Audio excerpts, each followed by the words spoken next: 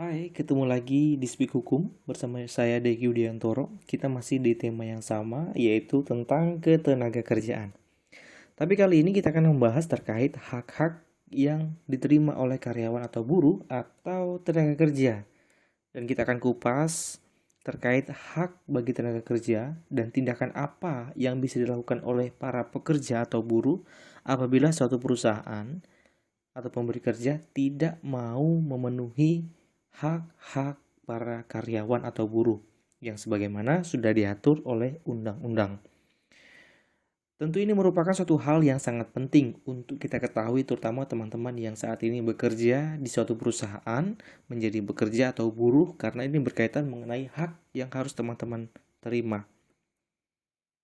Agar teman-teman mengerti apa yang harus teman-teman terima dan apa yang harus teman-teman laksanakan ketika hak-hak teman-teman semua tidak dipenuhi oleh perusahaan.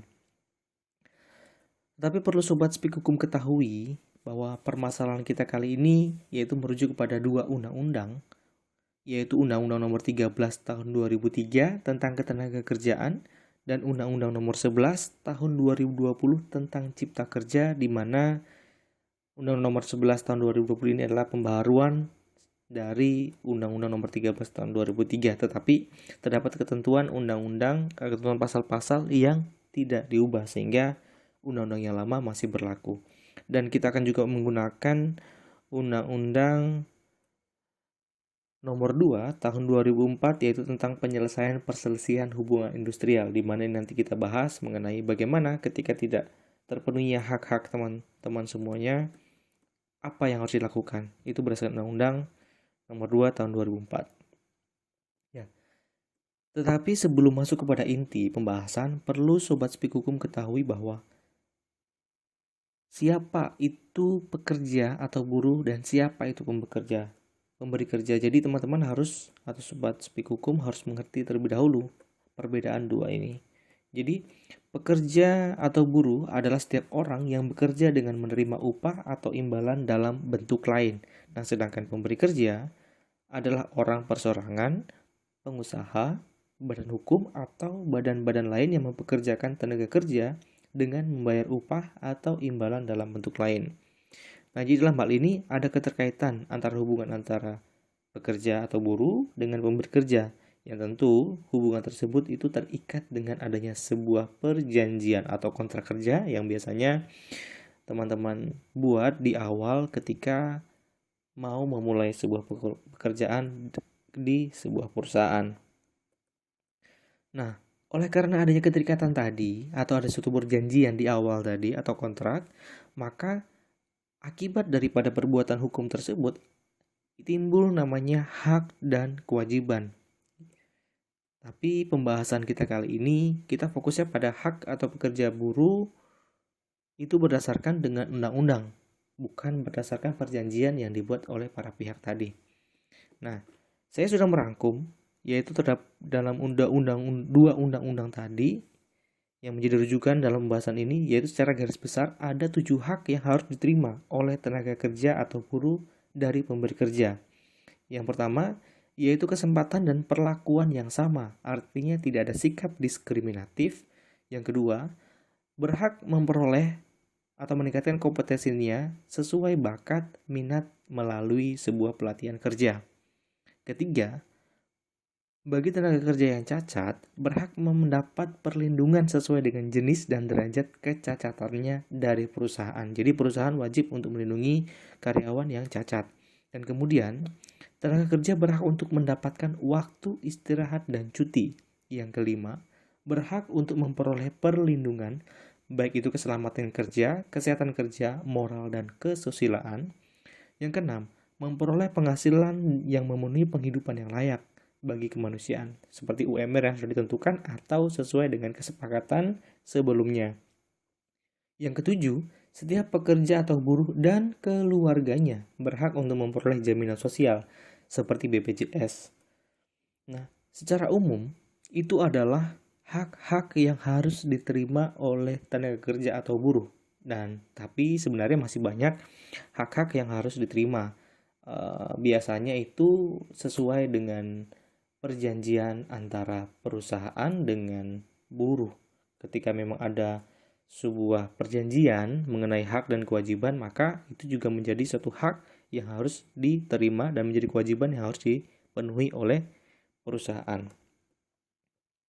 Nah, lalu bagaimana kalau seandainya terdapat hak-hak yang sudah saya sebutkan tadi itu tidak dilaksanakan oleh perusahaan atau dilaksanakan tetapi tidak sesuai dengan perjanjian di awal antara perusahaan dengan buruh. Kalau kita melihat permasalahan tersebut, karena kita fokus membahasnya adalah mengenai hak, maka permasalahan tersebut disebut atau kita sebut tentang perselisihan hak antara karyawan dengan pemberi kerja, antara buruh dengan pemberi kerja. Nah, cara untuk menyelesaikan permasalahan tersebut itu sudah diatur dalam Undang-Undang Republik Indonesia Nomor 2 Tahun 2004, yaitu tentang penyelesaian perselisihan hubungan industrial. Pada intinya, dalam proses penyelesaian ini dilakukan melalui perundingan terlebih dahulu atau secara mediasi untuk memperoleh mufakat melalui musyawarah. Proses ini ada jangka waktunya, yaitu 30 hari kerja sejak dimulainya perundingan. Nah, tentu dalam proses mediasi ini tidak serta-merta dilakukan secara sepihak saja, tetapi kita membutuhkan pihak ketiga. Biasanya proses mediasi ini dilakukan di Dinas Ketenagakerjaan. Jadi, salah satu pihak yang berselisih antara pengusaha atau perusahaan dengan pekerja atau buruh itu salah satunya mengajukan permohonan untuk proses mediasi di Dinas Ketenagakerjaan. Nah, selanjutnya Dinas Ketenagakerjaan itu memproses permohonan tersebut dan kemudian Dinas Ketenagakerjaan memfasilitasi dengan memanggil kedua belah pihak dan menyediakan mediator untuk menyelesaikan proses perundingan untuk menyelesaikan permasalahan tersebut. Nah, seandainya kalau proses mediasi itu gagal, walaupun sudah proses mediasi, bagaimana sudah perundingan tetapi tetap masih gagal, maka upaya yang bisa dilakukan selanjutnya yaitu diselesaikan melalui jalur pengadilan hubungan industrial. Tetapi dengan catatan bahwa proses mediasi sebelumnya memang gagal, ditunjukkan dengan proses adanya menunjukkan risalah, adanya data bahwa sudah dilakukan proses mediasi. Dan biasanya kalau misalnya sudah diselesaikan di Dinas Ketenagakerjaan itu mengeluarkan anjuran, di mana anjuran ini memerintahkan untuk para pihak melaksanakan anjuran tersebut. Misalnya, Dinas Ketenagakerjaan memerintahkan perusahaan untuk memberikan upah sekian kepada pekerja atau buruh tersebut. Tetapi misalnya kalau tidak dilaksanakan anjuran tersebut, maka pihak yang merasa dirugikan atau si buruh bisa mengajukan proses gugatan di Pengadilan Hubungan Industrial. Untuk proses penyelesaian di Pengadilan Hubungan Industrial itu dilaksanakan selambat-lambatnya 50 hari kerja. Dihitung sejak sidang pertama, itu majelis hakim harus menyelesaikan atau memberikan putusan atas penyelesaian permasalahan tersebut. Jadi, ketika proses sidang pertama dilakukan hari ini, maka 50 hari hitungan kerja dari hari ini, majelis hakim harus memberikan putusan terhadap permasalahan tersebut. Artinya dalam penyelesaian ini, di Pengadilan Hubungan Industrial itu menganut asas peradilan cepat.